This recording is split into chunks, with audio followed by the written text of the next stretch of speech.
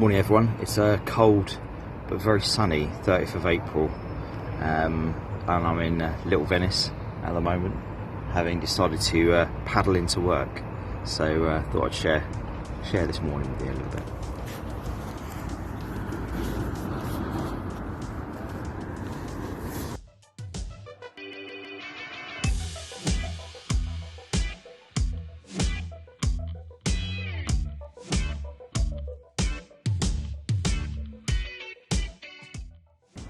Well, I'm very lucky in that I actually live by the canal and my work is only 3 miles away. So a couple of times a week I jump in my kayak and I canoe down the canal to work. But I'm a big fan of water and blue space, and it's almost a connection to nature living by the canal.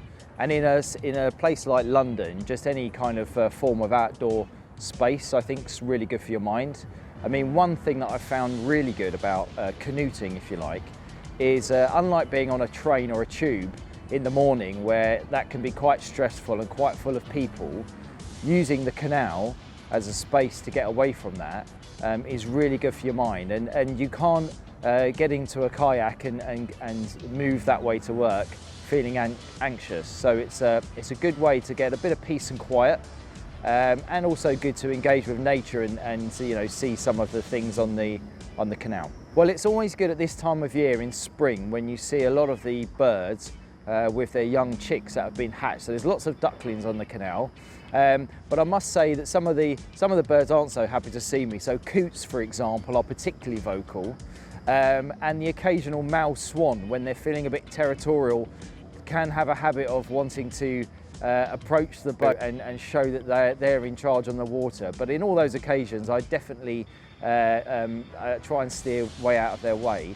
But I have actually seen in the canal in London a terrapin, or a turtle if you like, and I have been told that in the 80s, due to Teenage Mutant Ninja Turtles, people were flushing them down the toilet.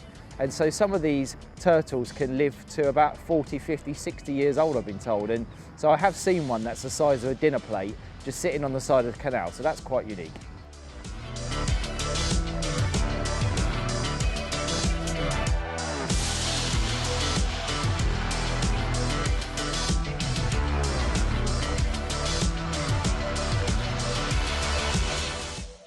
Obviously, I've been in the canal boat and noticed lots and lots of rubbish on the water, and in particular in the summer when the pondweed, which is a green algae which sits on the water, when that's really thick, obviously all the rubbish you throw on just sits on the top, and that's extremely unpleasant. It's firstly not pleasant to kayak through, but it does kind of again remind you that not everybody, even though in the news and media and in our day-to-day lives we're recycling more, there's a lot of messaging about environmental climate impact and about pollution and all these kind of things, that actually some people aren't paying attention to it, and that is quite frustrating. And misinformation or lack of information isn't the issue out here. It's people's kind of ignorance and selfishness. So when I see rubbish, it does remind me that we've still got a long way to go when we think about that as a topic in our society.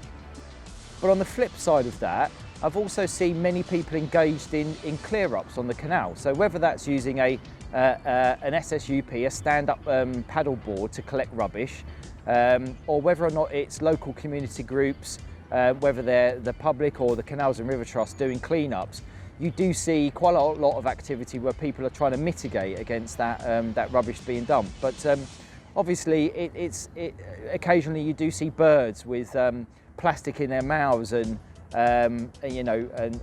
just people flagrantly disregarding that environment. So again, I think it is a challenge, and I think it's up to us individually to take responsibility for those spaces. If you're a corporation or a business, I think you really need to do a lot more due diligence in your supply chain.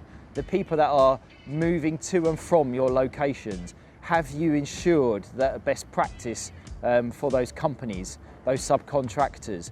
Do you have a clear sight and vision of your waste from entry to your locations and away from locations?